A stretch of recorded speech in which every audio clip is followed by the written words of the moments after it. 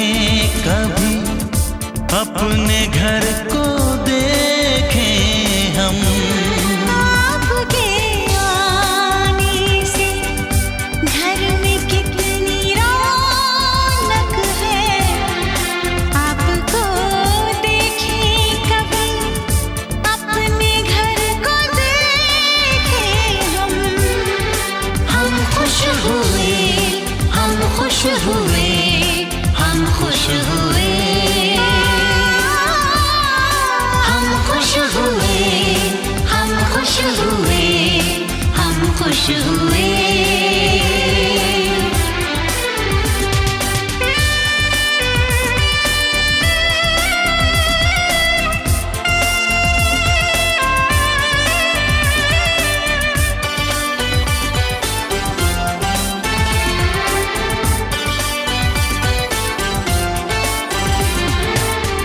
सुनी सुनी थी वो मेरी रातें, कितने सुने सुने थे दिन। कैसे मैं बताऊं कैसे है गुजारे मैंने वो जुदाई के दिन। तेरे लौट आने से घर में कितनी रौनक है, आपको देखें कभी, अपने घर को देखें हम। हम खुश हुए, हम खुश हुए, हम खुश हुए, हम खुश हुए, हम खुश हुए, हम खुश हुए।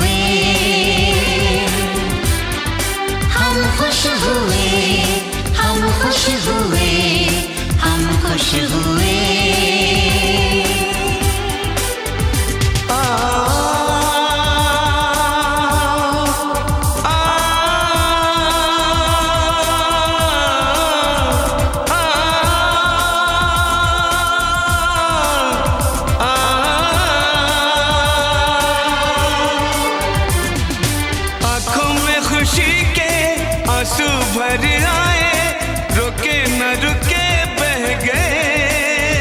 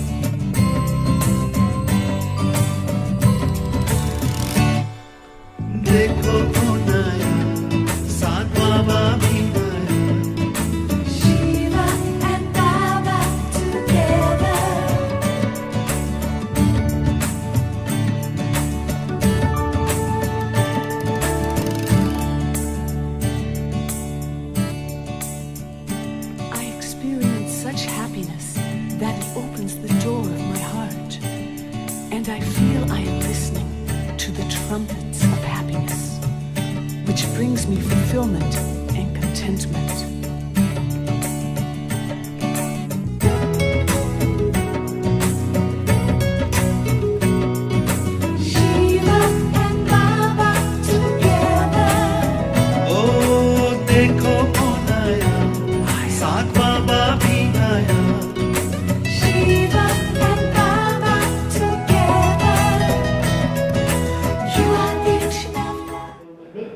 बाबा के अति विशेष रतन फरिश्ता शिवानी दीदी हमारे बीच में आ गई हैं।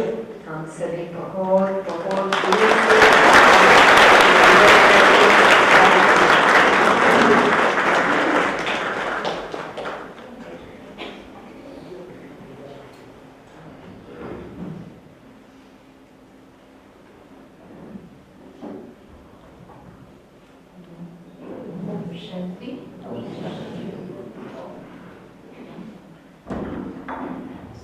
पोरबंदर के अंदर बहुत समय का इंतजार था और बाप दादा ने और रमेश भाई और दीदी सबका संकल्प था और आज वो साकार हुआ। जो पोरबंदर को शिवानी दीदी सुदामापुरी भी बोलते हैं और गांधी का बर्थ प्लेस भी। उस भूमि पर आपका स्वागत है। आप सब शिवानी बहन को जानते हैं, उसका परिचय देने की जरूरत ही नहीं है ना?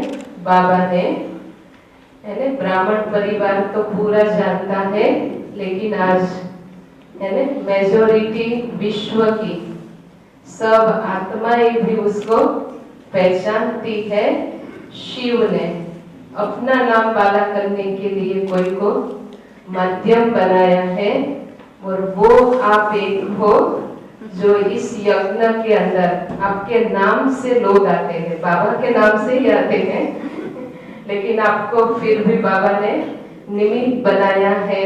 हमारे पूरे बड़े यज्ञ से लेकर के सब जगह पे, और उसमें आपका ज्यादा समय नहीं लेंगे। गीता दीदी उसका गुलदस्तों से स्वागत करेंगी। अमेरिका से आए सविता दीदी, बलराज भाई आ जाइए। सविता दीदी और चिमन भाई है ना, जो पोरबंदर में बाबा को खाने के लिए नियुक्त कर रहे हैं। और गीता दीदी तो साकार बाबा के है ना, समय के हम सब लक्की है। और आज हम जीवन भाई को भी याद कर रहे हैं, रमेश भाई को भी, वो भी वतन से है ना, हम सबको देख रहे हैं। और हमारे प्रताप भाई, उसका पूरा परिवार, भानुबेन, प्रताप भाई और उसकी तरफ से अभी बलराज भाई दे रहे हैं है ना, उसका भी पूरा 4 युगल के रूप में परिवार है, बहुत पुराना 45 साल से। और नेहा बेन के मासी और मासा, प्रताप भाई और भानुबेन, हाँ सब मेजॉरिटी 9 डॉक्टर है उनकी फैमिली में।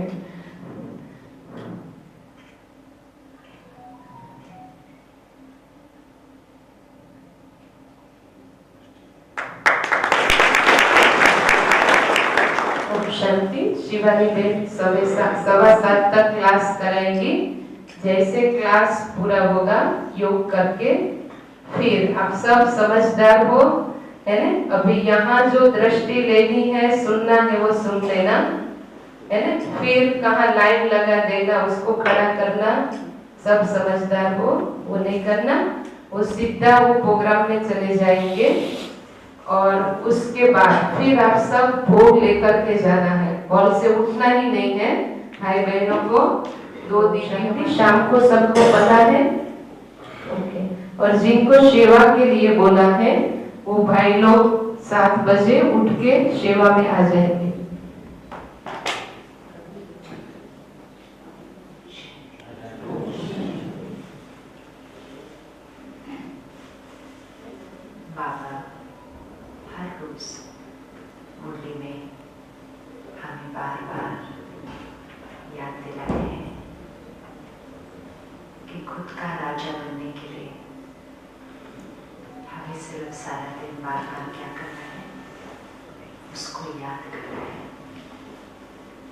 संडे की मुरली में भी बाबा ने कहा ये मैं शब्द ही क्या करता है,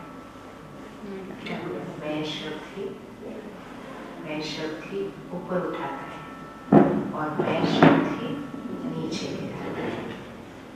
और फिर बाबा ने कहा एक अभ्यास करो कि सारा दिन में 25-30 बार मैं शब्द बोलते हैं, मन में बोलते हैं, वाणी में बोलते हैं। तो बाबा ने कहा जितनी बार मैं शब्द बोलते हैं तो साथ में स्मृति में क्या लाना है, स्मृति में क्या लाना है, मैं आत्मा। तो ये बाबा ने संडे की मुरली में बताया था। आज गुरुवार हो गया, क्या हमने पिछले 4 दिन में इसका अभ्यास किया?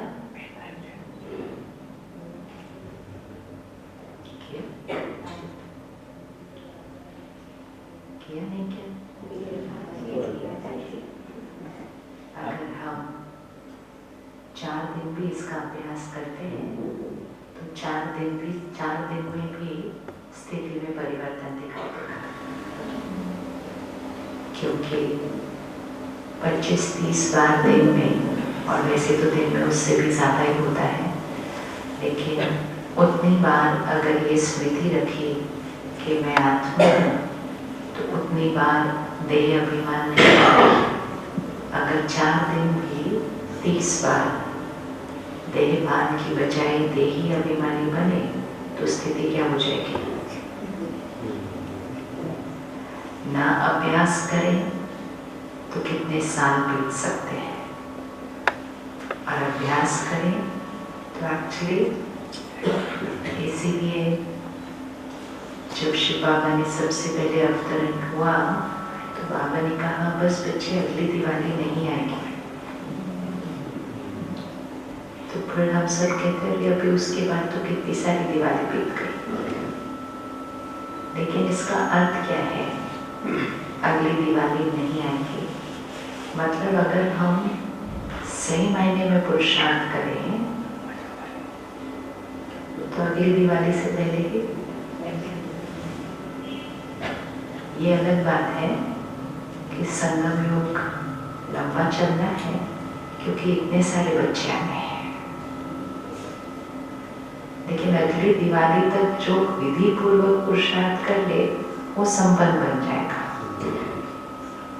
तो बाबा ने एक मुरली में कहा था ये नहीं सोचना कि कितने साल कौन सा समय, आप संपन्न बन के रेडी रहो, और संपन्न बनकर सेवा अर्थ रहेंगे, क्योंकि सिर्फ हमें संपन्न नहीं बनना है ना, कितने सारे और बच्चों ने आना है।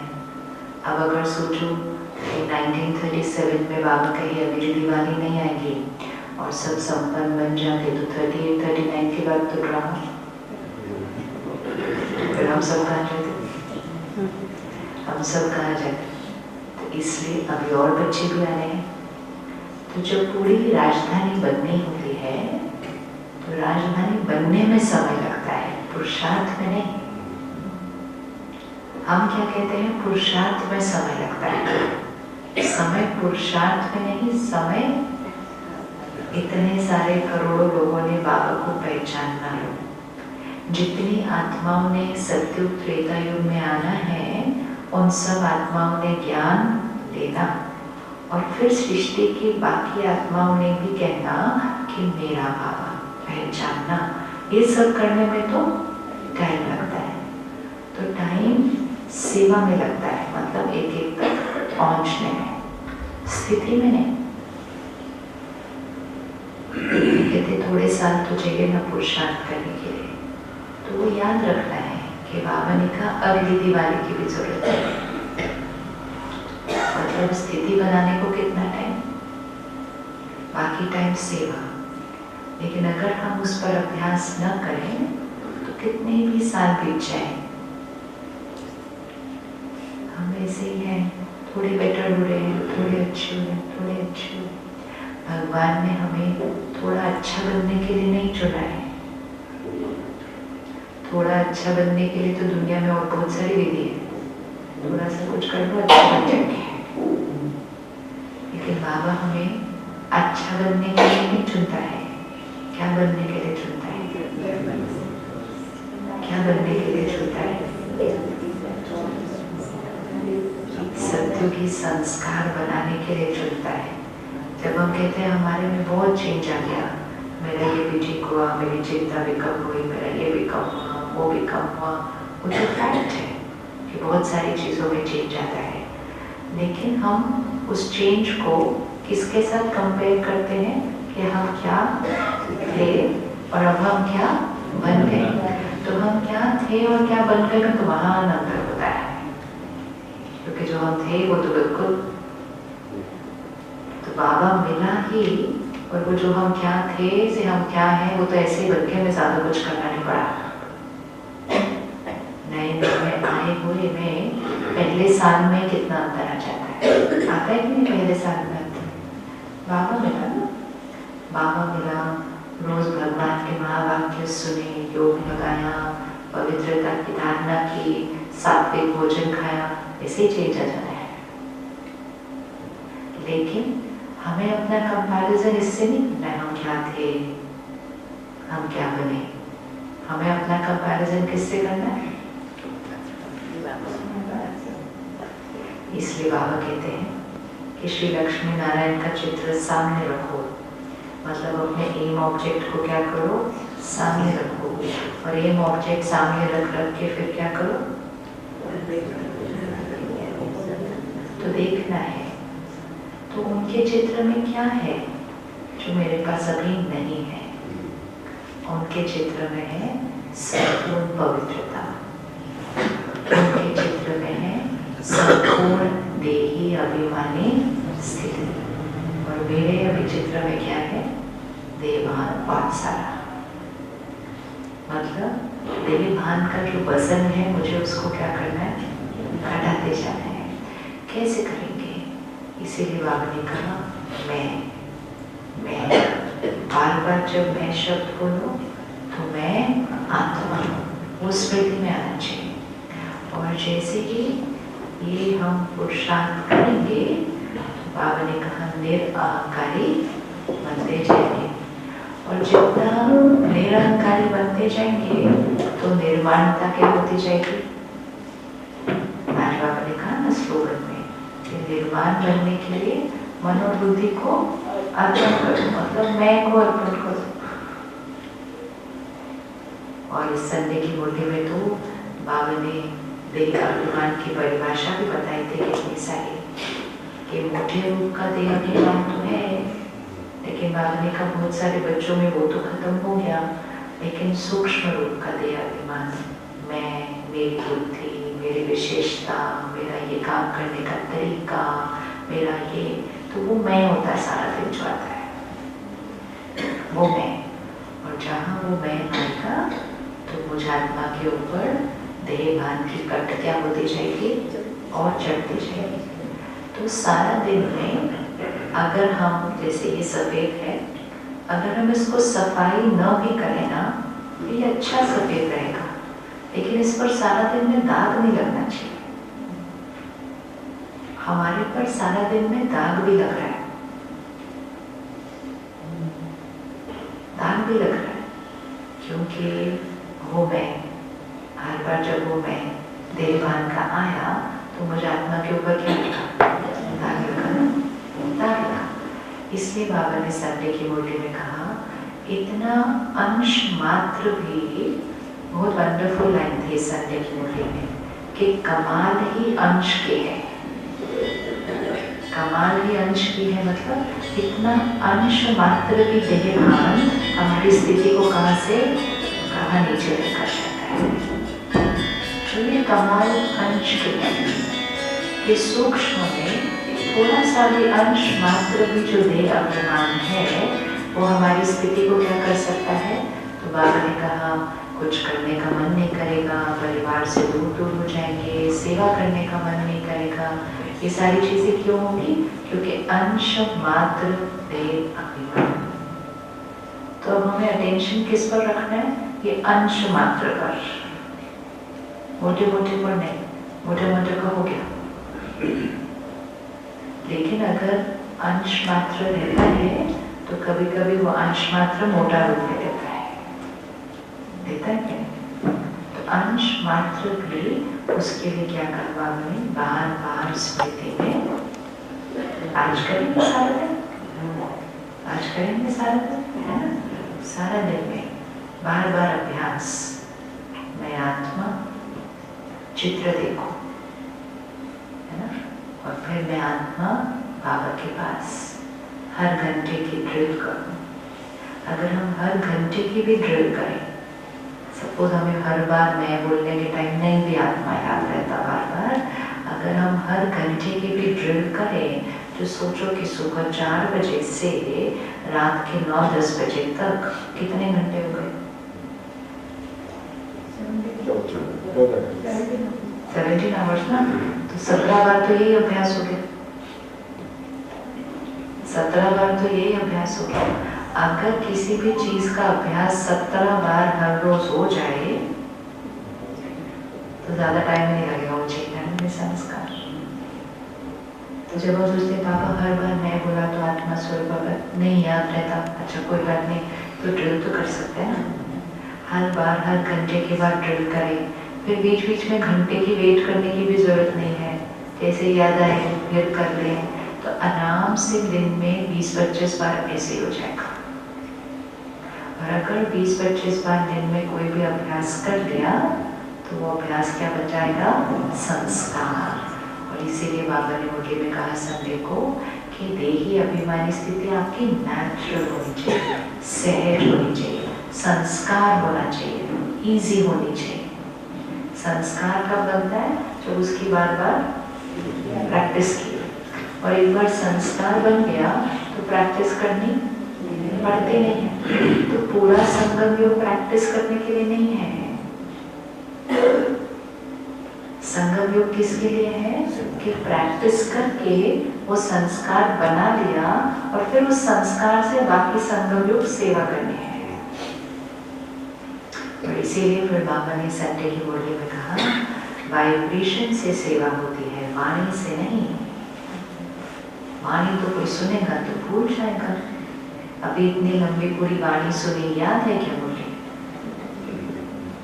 मुरली याद है?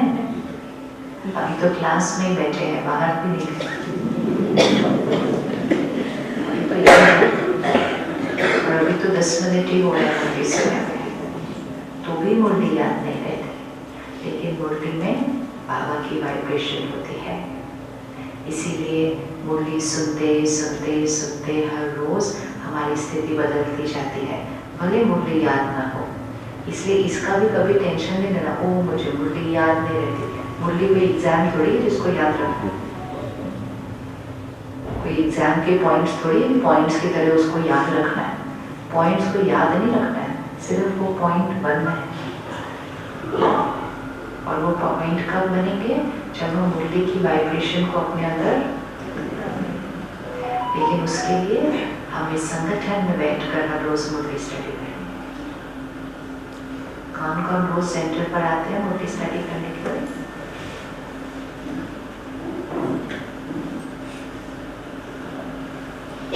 कौन कौन नहीं आते हैं? अब आगे उठाओ, उठाओ कोई बात नहीं।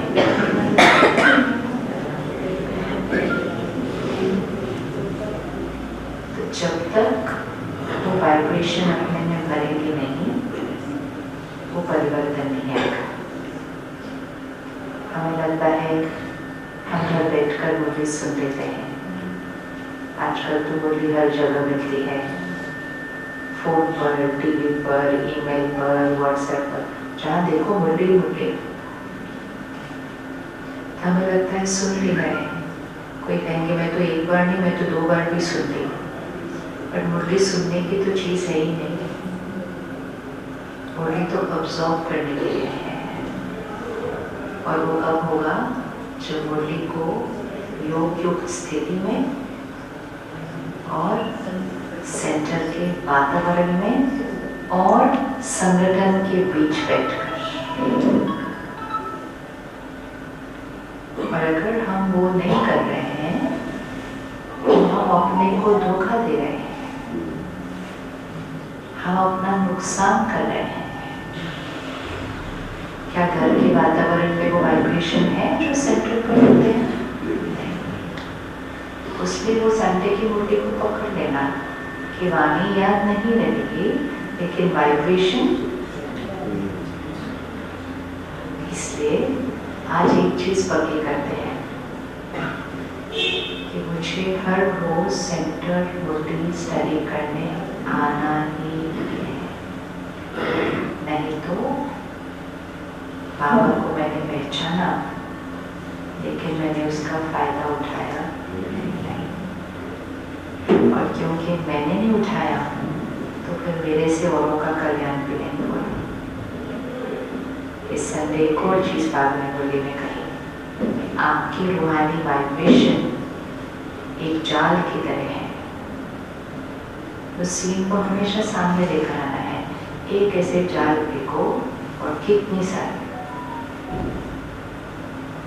तो बाबा ने कहा बस आपको क्या करना है, ऊपर का पड़ा हुआ जो व्यर्थ का बादल है, बड़ी बड़ी दीवार बन गई है व्यर्थ की, उसको हटाना है।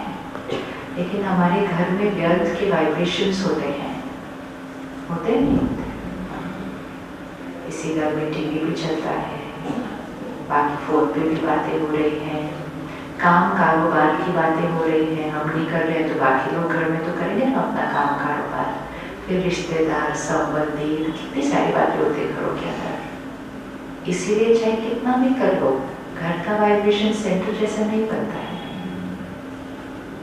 नहीं बनता है, क्योंकि सेंटर में संगठन है। सेंटर में मैंपन नहीं होता। सेंटर में क्या होता है, ये बाबा का सेंटर है। घर में हम कैसे बात करते हैं, ये मेरा कमरा है, ये मेरी कुर्सी है, ये मेरी जगह है बैठने की। चाहे हम नहीं करते तो घर के बाकी लोग करते तो हैं। तो उस मैंपन के वातावरण के अंदर वो मुरली कितना को तो छाप डाल सकती है हमारे ऊपर। इसलिए ये है अपने आप को बहुत बड़ा धोखा देना। ऐसे करने से हम 100 साल भी मुरली सुनते रहे ना, और 100 साल भी सुनते रहे तो भी हमारी वो देही अभिमानी स्थिति नहीं बनेगी, क्योंकि हम देह भान के वातावरण में सुन रहे हैं। तो बाबा ने कहा वाणी भूल जाएगी, लेकिन वाइब्रेशन। और जब हम 1 घंटा सेंटर के संगठन के वातावरण में बैठकर जाते हैं तो हमारे साथ ये वाइब्रेशन घर जाते हैं ना। ये वाइब्रेशन हमारे साथ घर जाएंगे तो अनेकों का कल्याण, उनको भी वो वाइब्रेशन मिल जाएंगे। तो खुद का पुरुषार्थ पूर्वक न करने से मेरे वजह से बाकियों का भी कल्याण रुका हुआ है। रुका है कि नहीं रुका?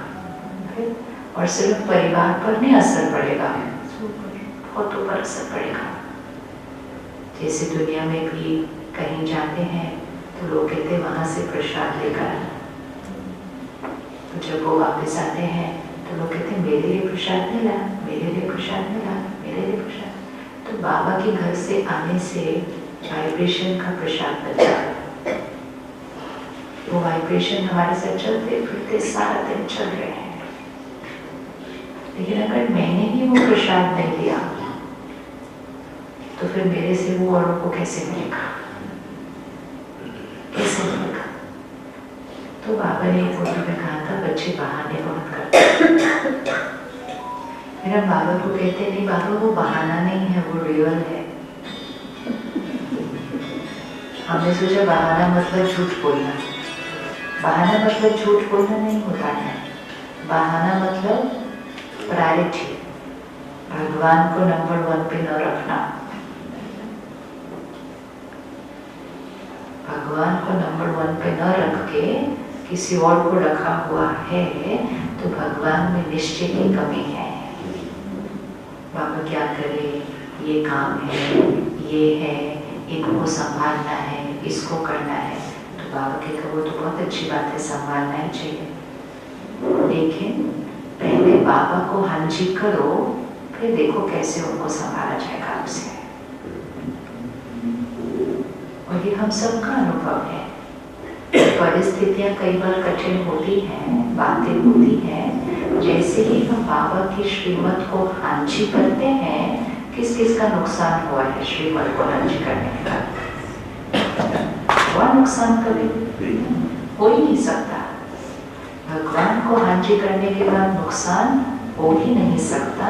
लेकिन हम हांजी न करके अपना और फिर अपने द्वारा औरों का नुकसान करते हैं, क्योंकि हमें लगता है बाबा ये बात इतनी बड़ी थी। कोई भी बात बाबा से बड़ी तो नहीं हो सकती। बाबा कहते सिर्फ हिम्मत का एक कदम चाहिए होता है। और हिम्मत का एक कदम कौन सा होता है? संकल्प करना कि मैंने आज से ये करना है, मैंने आज से मुरली क्लास सेंटर पर जाना है, मतलब जाना है। बाकी बाबा आप देखना बाकी क्या करेंगे। लोगों की बुद्धि बदल जाएगी, ना बोलने वाले हाँ बोलने लगेंगे, उनको भी पता नहीं चलेगा वो क्यों हाँ बोल रहे हैं। लेकिन हम ही वो हिम्मत का एक कदम बढ़ाते नहीं है। तो वो हिम्मत का एक कदम न रखना अर्थात भगवान में निश्चय की कमी, निश्चय की कमी। इसलिए बाबा कहता है आपका निश्चय भी नंबरवार है। हम कहते नहीं, हमारा पूरा निश्चय, पूरा अगर निश्चय होगा तो हम किसी भी बात में बहाना नहीं। तो नवीनता लानी है अपने पुरुषार्थ के अंदर। जो घर पर मुरली सुन रहे हैं वो सेंटर पर आएंगे, जो शाम को आ रहे हैं या दिन में आ रहे हैं वो सुबह की क्लास में आएंगे, जो सुबह आ रहे हैं वो जल्दी आएंगे। योग करना चाहिए, आगे पहले योग करना चाहिए। अगर 7 से 8 मुरली होती है तो 6 से 7 योग चलता है। तो उसमें हम 6 आए, 6:15 आए, 6:30 आए, 6:45 आए, लेकिन 7 बजे मुरली और उसमें भागते भागते आए। मुरली सुनने से पहले योग युक्त स्थिति बनाना बहुत जरूरी है, तभी वो वाइब्रेशन हमारे अंदर क्या हो जाएगा, इससे अब्सॉर्ब हो जाएगा। तो अगर 7 बजे मुरली है तो हमें 6:30 तक तो आ ही जाना चाहिए। 6 बजे आए तो उनमें अच्छा, क्योंकि फिर हम सेंटर के वाइब्रेशन में योग कर रहे हैं। घर पे हम अमृत वाला घर के वाइब्रेशन में करते हैं, फर्क तो पड़ ही जाएगा वहीं पे। और फिर सेंटर के वाइब्रेशन में योग करके आत्मिक स्थिति में संपूर्ण उस तरह की स्थिति में बैठकर फिर वो मुरली क्या हो जाएंगे। कितनी सिंपल विधि है जिससे हमारी वाइब्रेशन यहाँ से, और नहीं तो जल्दी जल्दी भागते भागते कभी 7 आ रहे हैं, कभी 7:15 आ रहे हैं, कभी 7:30 आ रहे हैं, ये भी आदत बन जाती है। आप कभी भी देखना सेंटर्स पर जो 7:15 आते हैं वो सारे 7:15 आते हैं, तो फिक्स नहीं होती, घड़ी फिक्स हो जाती है उसके। ये होता है संस्कार। जो 7:30 आ रहे हैं वो 7:30 ही आ रहे हैं। जब तक पुरुषार्थ में नवीनता नहीं आएगी, स्थिति में नवीनता नहीं आ सकती। संगठन इतना पावरफुल होना चाहिए कि रोज ऐसे सेंटर भरा हुआ हो। भरना चाहिए या नहीं भरना चाहिए? भरना चाहिए नहीं भरना चाहिए? जब रोज ऐसे सेंटर भरा हुआ होगा तो फिर जब जो नए भाई बहने आएंगे उनको देखकर उमंग आएगा ना कि अच्छा इतने सारे भाई बहने अपना घर गृह संभाल के सब अपना सुबह सुबह का काम पूरा करके यहाँ आ जाते हैं, तो मैं भी आ सकता हूँ। और अगर यहाँ की हवा में होगा नहीं, सुबह बच्चों का डब्बा बनाना होता है, सुबह ये करना होता है, सुबह वो करना होता है, हवा में होता है ना, हमारे संकल्प हवा में होते हैं। तो जब वो नए आएंगे वो कहेंगे हाँ ज्ञान तो बहुत अच्छा है, पर पता है मुझे भी सुबह बच्चों को स्कूल छोड़ना होता है। तो उनके नए आने के भी निमित्त कौन बना? हाँ। इसलिए बाबा कहते हैं मुरली आना भी बहुत बड़ी, क्या बोलता है बाबा, सेवा है। तो करें आज संकल्प, करें संकल्प, नहीं करें संकल्प, क्या संकल्प करें कि हम मुरली क्लास हर रोज कहाँ बैठकर करेंगे? सेंटर पर। सुबह की क्लास, दिन में धीरे धीरे देहभान की बहुत सारी लेयर्स आत्मा पर चढ़ जाती है। फिर वो मुरली की वाइब्रेशन अंदर जाना, दिन में सिर्फ उनको आना चाहिए जो खुद सुबह मुरली के टाइम पर नौकरी कर रहे हैं। अगर हमारे घर में कोई नौकरी पे जा रहा है उसके लिए हम मुरली नहीं मिस करते हैं। वो तो हर एक के घर में कोई नौकरी पे जाता है, कोई नौकरी स्कूल पे जाता है, उसमें क्या बड़ी बात है। सुबह उठो, जल्दी जल्दी खाना बनाओ, दवा बनाओ, सब करो। जितना अपने आप को थोड़ा सा स्ट्रेच करेंगे, थोड़ा सा मेहनत और थोड़ा सा पुरुषार्थ, तभी वो कहीं गुणा प्राप्ति। लोग कहेंगे नहीं कैसे आए, सुबह तो ये बनाना है, बाबा के कोई बात नहीं बच्चे आराम से चलते, भगवान पे थोड़ी एहसान करते हैं, भगवान पे थोड़ी एहसान करते हैं। लेकिन बाबा मिला और मैंने उसको कंप्लीट तरह से अनुभव ही नहीं किया, और अनुभव नहीं किया तो उसकी सर्व शक्तियों को अपने अंदर नहीं भरा। सत्युग तो दूर की बात है, वो तो जब आएगा वो तो आ ही जाएगा, वो तो है ही सुंदर दुनिया। लेकिन इस जीवन में जो अनुभव होना चाहिए वो मुझ आत्मा ने नहीं किया। अगर मैंने बाबा की मर्यादाओं पर और फिर आगे श्रीमत पर एक्यूरेटली नहीं चला, तो पक्का करना आज से। ये नहीं कि टीवी पे मुरली सुन रहे हैं, यूट्यूब पे मुरली सुन रहे हैं, फोन पे सुन रहे हैं, इधर उधर चल, वो सब सेकेंड टाइम के लिए होता है, वो सब दिन के लिए होता है, रिविजन के लिए होता है। सुबह की मुरली क्लास के लिए नहीं होता है वो। तो कौन कौन पक्का करे आज? 3 महीने के लिए करके देखते हैं, जीवन भर के लिए नहीं, सिर्फ 3 महीने के लिए, कि हम रोज संगठन में बैठकर मुरली स्टडी करेंगे 3 महीने के लिए। 3 महीने के बाद देखना कि क्या मुझे कोई उससे बेनिफिट हुआ। बेनिफिट हुआ तो करते जाना, नहीं हुआ तो पुरानी आदत तो बैठी ही हुई है ना, सही जाती है, वापस उस पे जाएंगे। डरना नहीं, देखिए प्रयोग करके तो देखना चाहिए। प्रयोग ही नहीं किया तो पता नहीं हम किस चीज से वंचित है। जब आप करके देखेंगे आपको लगेगा कि मैंने इतने साल क्यों वेस्ट कर दिया, ये तो मैंने किया ही नहीं। तो 1 मिनट साइलेंस में बैठे और अपने आप से प्रतिज्ञा करें। हर घंटे ड्रिल,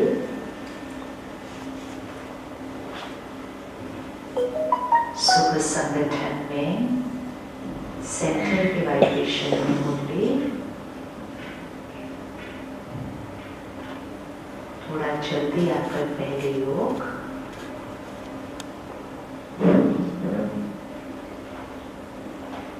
देही अभिमानी स्थिति में बैठकर मुरली ग्रहण करना।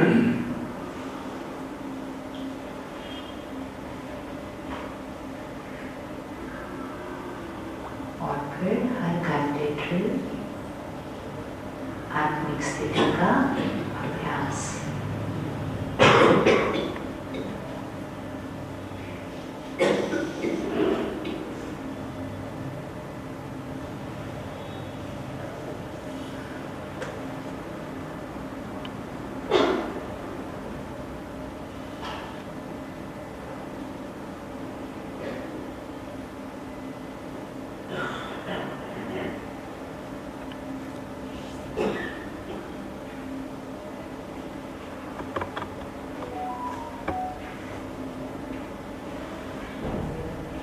मौन में बैठे योग की उपस्थिति में, और आज मौन में भोजन न भोगेंगे।